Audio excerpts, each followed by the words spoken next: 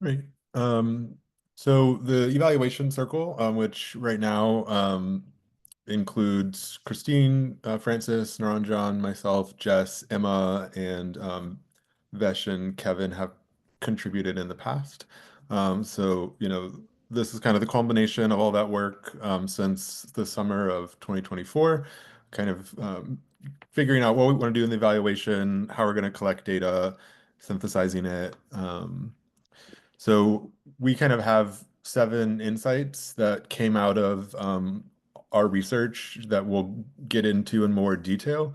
But for me, I guess when I thought about what would this presentation be titled, I kind of landed on is Village helping me connect my people? Because I think this is kind of like the question that maybe builders are continuously asking themselves of like, how does Village like fit into my resources and strategy and effort trying to figure out my village. And for some people, this is maybe the only tool in their toolbox. But then for other builders, maybe there's many different groups and cohorts and jobs and all these different things that are part of like their ecosystem. So I think that the builders are kind of asking, like I'm seeing an issue in my community. I want to have a community. I think maybe this thing called this village cohort will help me. But then, trying to figure that out. So I think as we go through the insights, you might get different takes on that. Um, what we'll be going over today is the research questions, where we are in the process, what methods we've used to evaluate the cohort, our insights, specific opportunities we think could be implemented in the next 2 months, and then kind of what's next for us later on.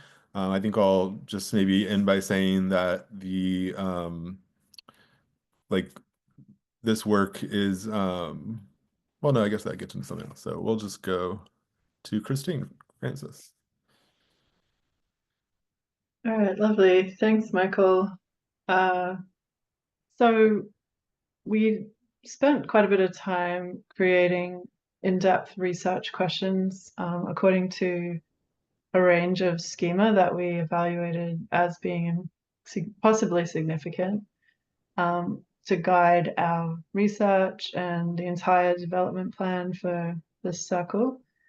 So here are some of the important ones that are listed here. So we wanted to look at how the cohort was implemented compared to the original proposal, which I guess is part of the sociocratic process. It's fairly baseline. How successful was the village builders cohort at scaling the village model? So that would be interesting to consider. Perhaps we can get some more background around what scaling means exactly. How does a builder's unique set of traits impact their use of the village model towards their goals? And from that, we developed things like the initial survey and the interview questions, and really looking at what people were coming in with at the beginning of the cohort and then where they ended up, well, so far midway through, but then where they will end up at the end. Have they developed skills, or like what sort of builder tends to be most successful? And also, what is the impact of having a village on a community? So in terms of research questions, we had some around the process evaluation, which was that top one there. And then we had some around the outcome evaluation. And we're looking at success of villages, success of the cohort, the handling of the cohort, the differences between builders, and the goals and impact for the cohort as an overall strategy for achieving Village Co's aims, I guess you could say. And just some out of curiosity, I think, but also looking at the practical impact that Village Co or villages could have on their communities through the effectiveness of the program to achieve connections for people and to meet some of their relational needs. And that's it. I'll pass it on to the next. Great. I think that's me. Great, Michael. Great. Okay. Where we are. So we finished the baseline informative research. And if you want to go to the next slide, we can talk through some of the evaluation methods. So we had a few evaluation methods. There's 6 listed here. There's some nuance to each of them. I'll talk about kind of why we did each of them, and then I'll hand it off to Jess. But so the pre-cohort survey, that was intended to provide essentially a baseline to get kind of some of the initial questions that we had that we wanted to be able to evaluate at various points throughout the cohort and beyond. So this was like kind of basic demographics, information that's like how they feel, how lonely they feel, how connected they feel, you know, how they feel their current community is doing right now, so that we could use it as touch points and an evaluation of future surveys, so that we can ask them in follow-up surveys, you know, whether they feel like they're less lonely, whether their community has grown tighter, et cetera, et cetera. So these are kind of like establishing some key control points, essentially. And so we had the most respondents for that. That's the most data we got in terms of respondents from specific participants. We got the most from this initial survey because it was pretty much required. So that was the rationale here. Pre-cohort interviews, we had optional pre-cohort interviews, and these were like one-on-ones with cohort evaluation team members to establish get some like in-depth feedback on where people were coming in. So similar to the pre-cohort survey, these were kind of like baseline interviews just to understand like where people were coming from and get a better understanding of who the people involved in the cohort process were.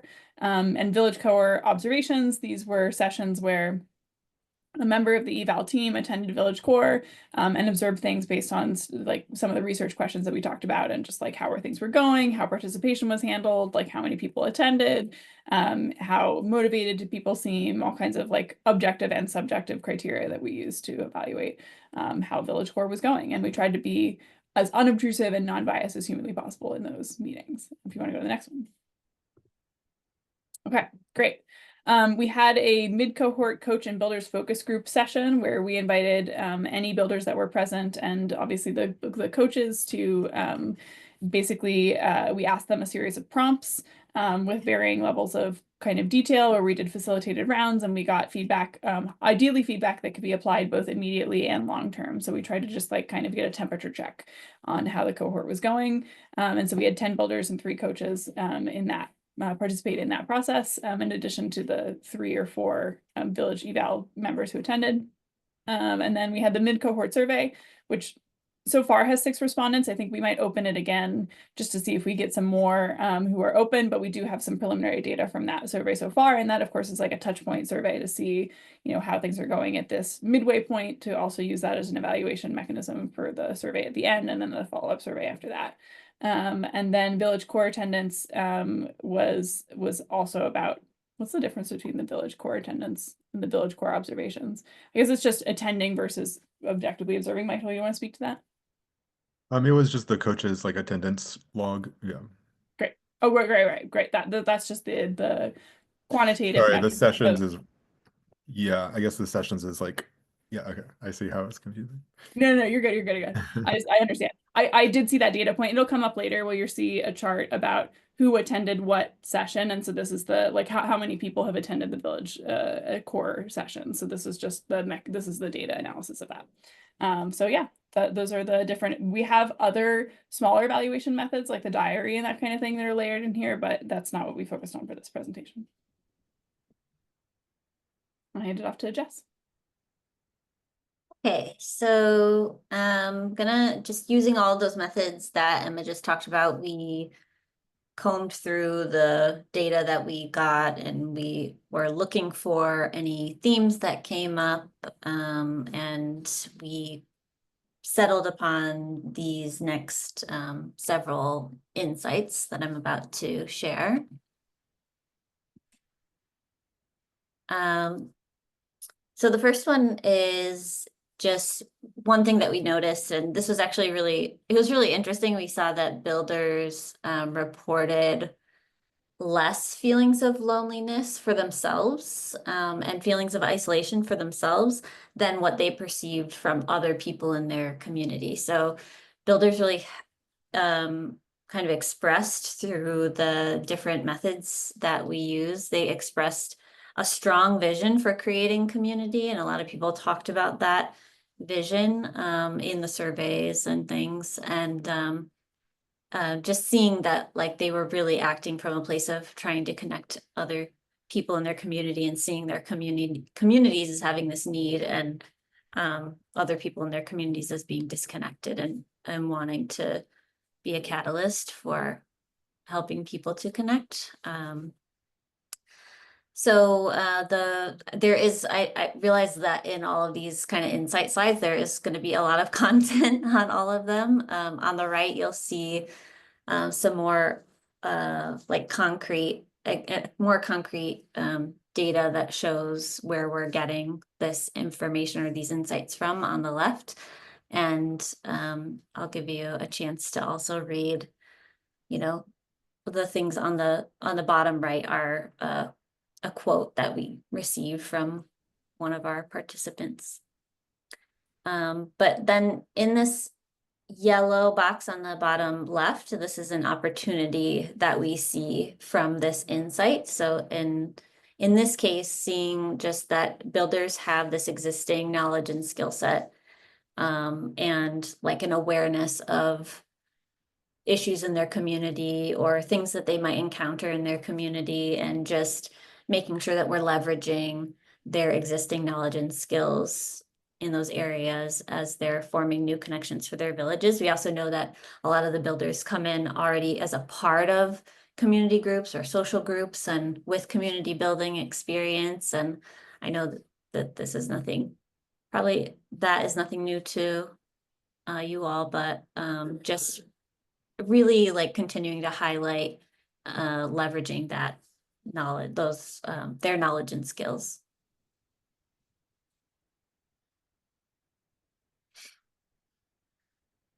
So this is also pretty, I think it just builds on that last one quite a bit, which is that builders are really, a lot of them are self-employed.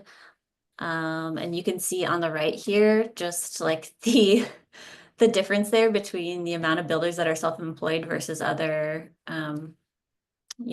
professions, or maybe, like students or volunteers or retired, right? Most of them are self-employed.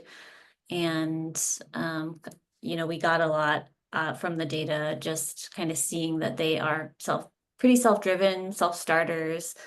And we also saw that there was a bit of a difference between the village model and what the builders end up implementing in their own communities based on their unique needs and the reality of their communities.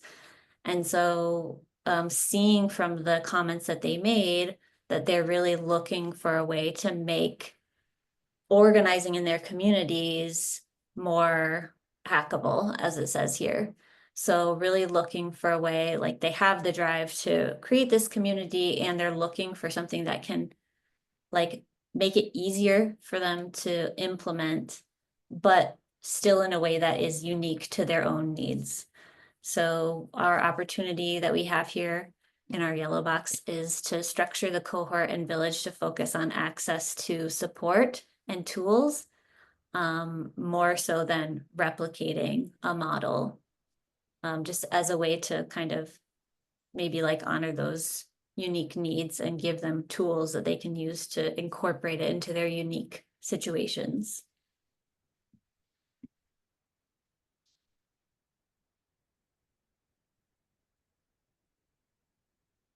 So one thing that came up a lot was among builders, and the comments that they made was their value on one-on-one connections. And meaning, so like the village core, the moments when they were able to sort of connect one-on-one with other village core members, and especially like unstructured time, maybe outside of village core gatherings, were things that people, expressed were really helpful to them in this process. So building relationships in this community of practice of organizers the main thing that people found meaningful. And so our opportunity here is just providing more unstructured moments for builders to connect and get to know each other personally. I know there was one person who mentioned it specifically, like wanting more time to talk with other builders about like their family life and their professional, like their job and their professional life. So having those unstructured opportunities to really like connect with people and be able to share more personally with them.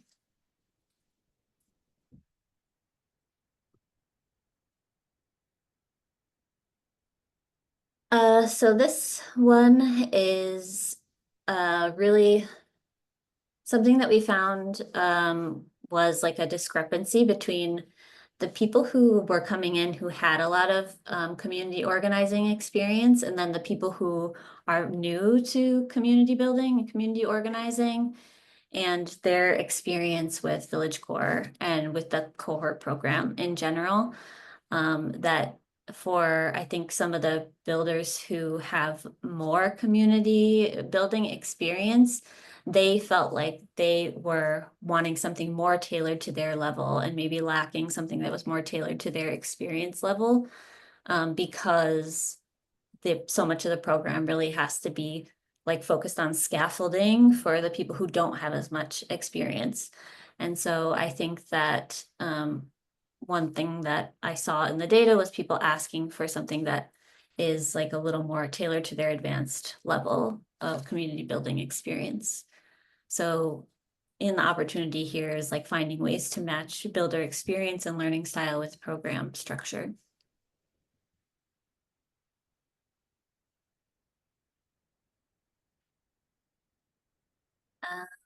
And then for those people, I think I'm thinking on the other kind of side of this, those people who didn't have as much experience coming in felt that applying the village model and the toolkit specifically, they found challenging to put those pieces together, and specifically wanted to know, like they had the tools, but they really wanted to know when and how to apply them. Like they wanted more step-by-step instruction about like when and how to apply those tools.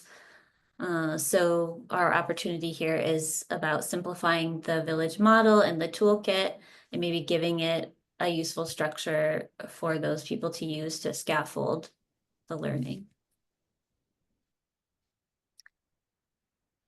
And then I'm gonna hand it over to Michael.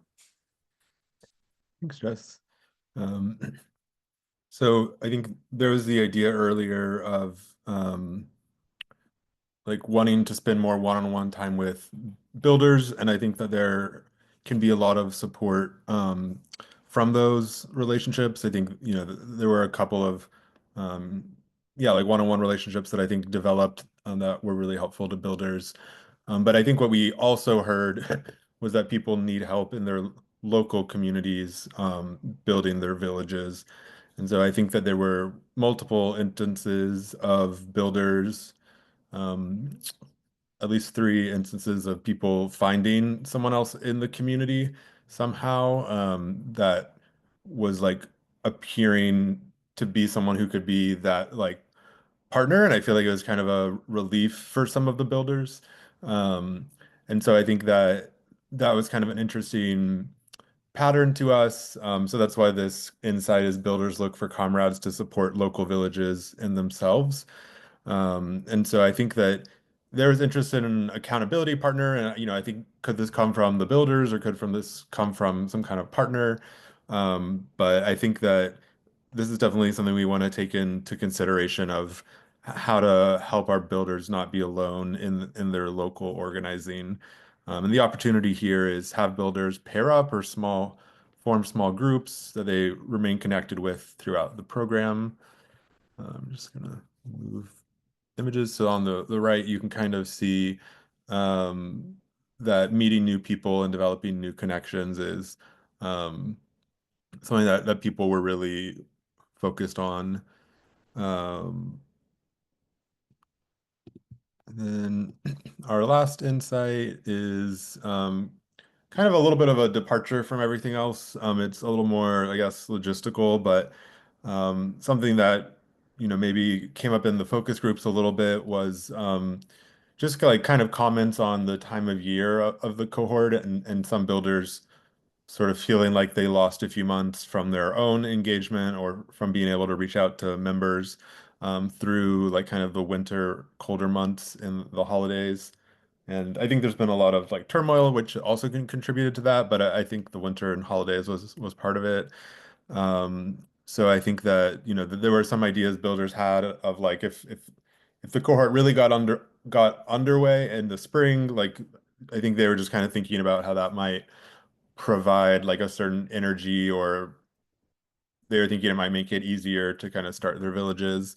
Kind of separately, we also noticed some people who said that they weren't going to be able to have their first gathering until like 6 months or after 6 months. So I think the opportunity here is to consider an alternate timeline for the cohort program, whether that's when it starts or how long it is. And I think if you look on the right, some of the biggest barriers people faced were around time. So lack of time to dedicate to organizing it, balancing personal, professional responsibilities, were something that was mentioned more commonly. And yeah, a lot of people also having issues with traveling or having to jump in and out. Um, all right, so those were our insights, and we're excited to answer questions and hear more about your thoughts. But before we get into that, me and Naranjan are each going to talk about one slide. So this slide is like opportunities that remain for the next 2 months. So some of the insights and opportunities we just went over were like a little bit more big picture about the next cohort. But these were some ideas that we wanted to offer just to like things that could be useful in the next few months, so the builders could see the benefits of their feedback. Um, in terms of emails, like we had gotten feedback from a few of the builders in the surveys and the focus groups about the emails.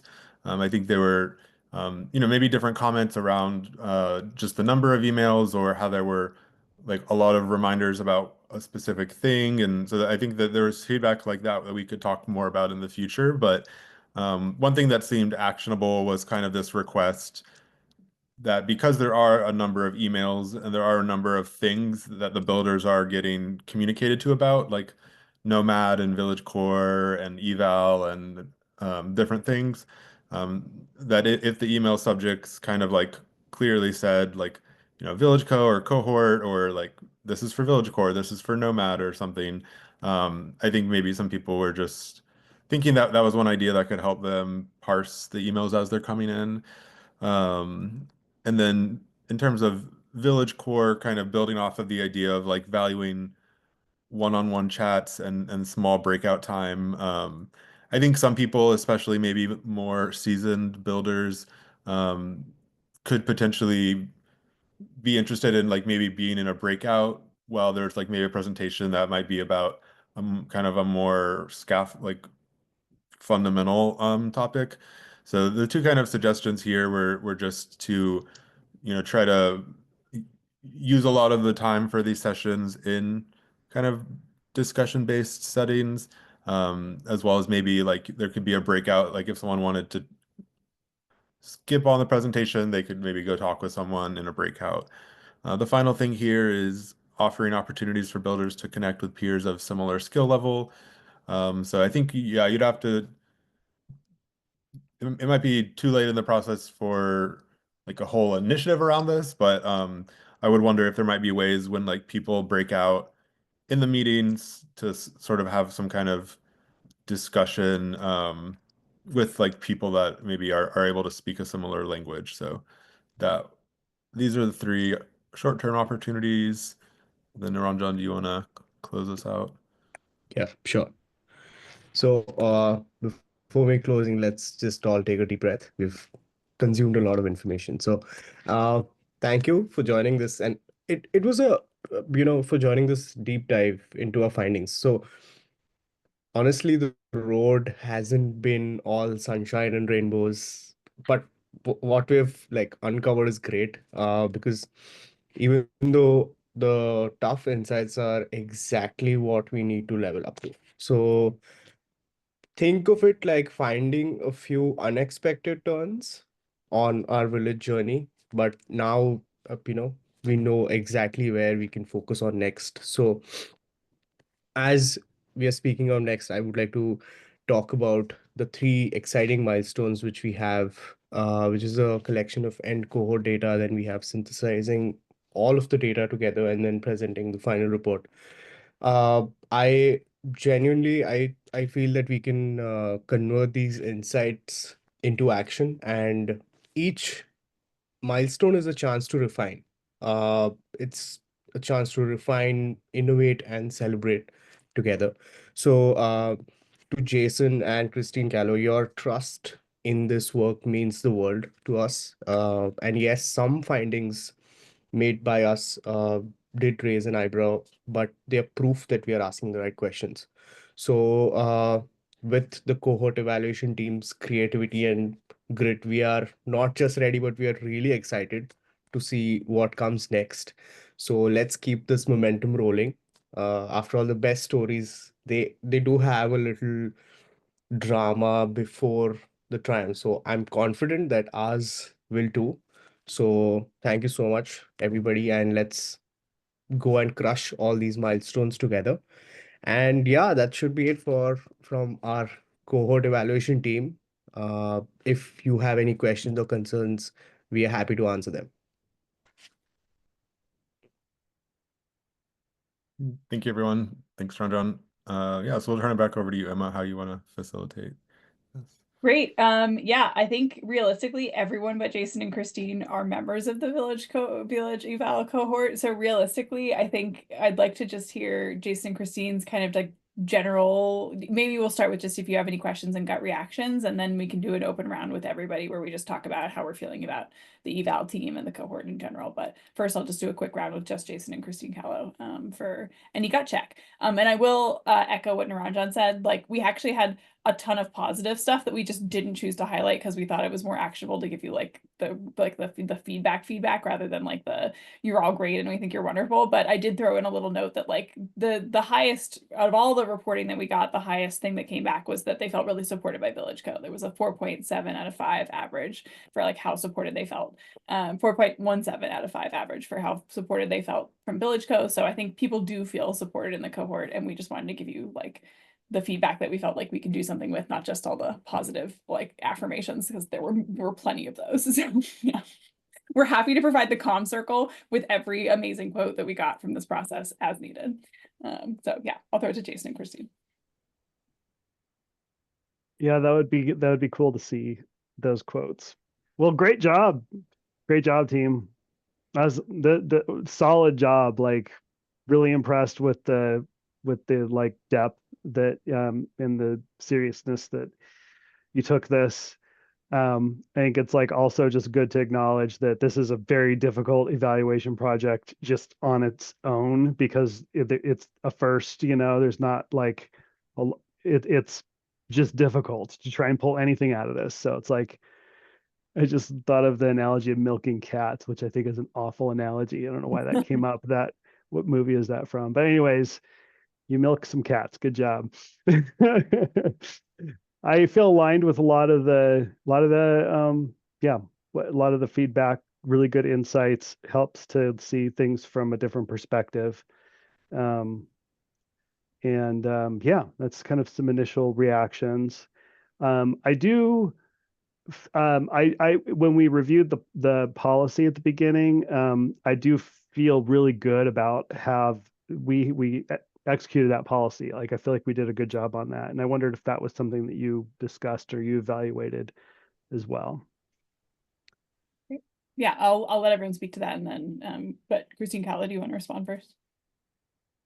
Yeah, it was I read the presentation before the meeting, and I was really just grateful and impressed by all the constructive feedback and all these key information or feedback that I feel like is really helpful, that because we didn't know going into it like what who our audience is or who is this for, so it's really helped kind of see the spectrum of like the responses. And yeah, I felt really yeah, just impressed by what you guys managed to collect and elicit out of all the information yeah, that you were given. Yeah, and then I guess with as it relates to the policy, I guess maybe just change the wording on the working group, since sometimes I'm not clear if that's the coaches or eval team. But yeah, I feel good about yeah, the level of how it's meeting the policy. And yeah, really just really lots of gratitude, and also for the encouragement. I know it's like the penultimate episode where like the underdogs are being beaten on the ground, but so it's thanks for the encouragement for yeah, but I feel excited for the feedback you guys managed to get. Great. Michael, as far as recording, or Jason, do you want to stop the recording here and then we can talk about the policy evaluation, or was there something Yeah. for include? That's good.